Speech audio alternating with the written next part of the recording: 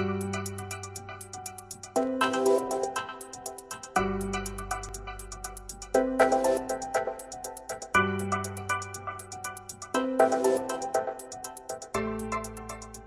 been in the technology business a long time ago, and I used to write a lot about it. And back in 2008, I wrote on my blog about something I want to talk about today, which is an idea I called the automated economy. And an automated economy is an economy that operates with very little human input.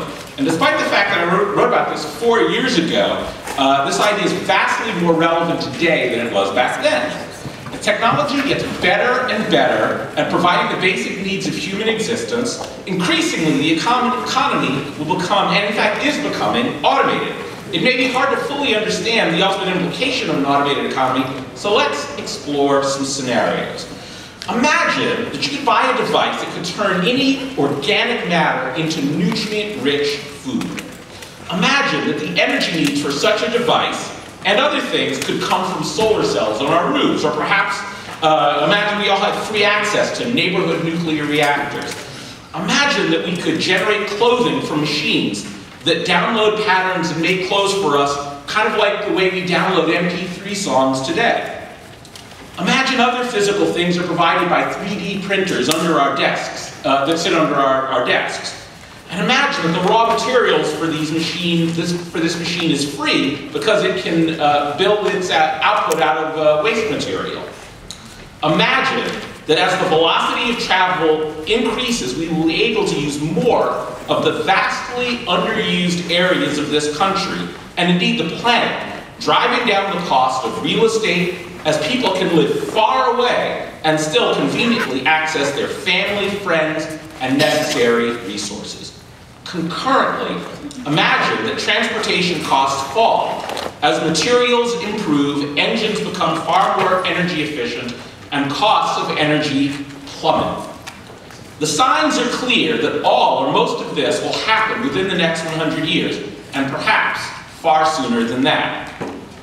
What is the effect of this on our economy, of a world where all of our basic needs, including real estate, food, and energy, are inherently inexpensive or free because we've created technology that removes all of the inefficiency that gives value to these things?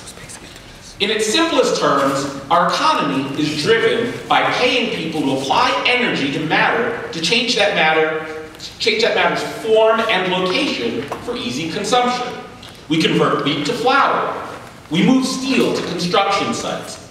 We convert apples to pie. We move gas to gas stations, and so on. And as that movement and conversion becomes more and more automated, and as capturing energy becomes more and more efficient, what role do we humans play in our economy? This is not some far-out hypothetical question, because on some level this is already happening. Technology is creating enormous efficiencies that are eliminating many of the manual labor jobs that we used to euphemistically call good jobs. That meant a job that paid well, that could be done by someone with no more than a high school degree. As a result of technology, the number of things people need to do to keep the economy moving is shrinking. This process will continue indefinitely. Software will continue to get better. Energy production will continue to get more efficient. Physical production will continue to get cheaper.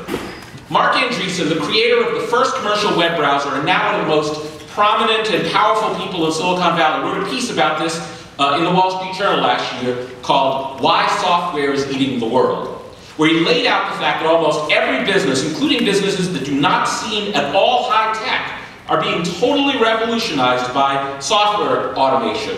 From obvious areas like music and video distribution to retail outlets like Walmart, whose entire competitive advantage is driven by super smart proprietary software.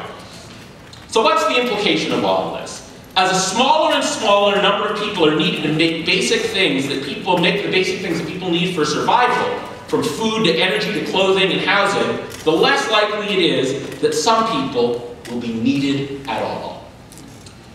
When you read in the press the oft-quoted concept that, quote, those jobs aren't coming back, this reduction in need is what underlies it all. In the long term, technology is almost certainly the solution to the problem I'm describing. When we can create Star Trek-like devices that individuals will be able to own, that will be able to produce everything that we need, the solution will be at hand.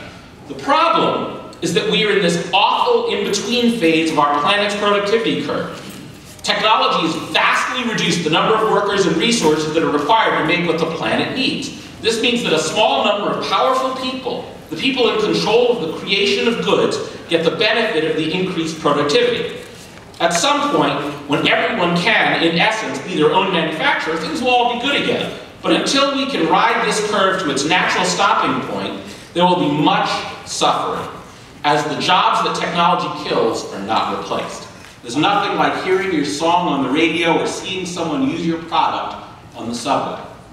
And so to be clear, my message is not that everyone can or should be an innovator, because if it's not what moves you, you should pursue what does. But broadly speaking, we need a seat at the table. Not having any innovators in Silicon Valley is as bad as not having any representatives in Congress. Our voices and our tastes and our needs demand a seat at the table. As the future of our planet is shaped, we need a voice in designing that future. And we need a place at the table when the spoils are divided. Anything less is cultural suicide.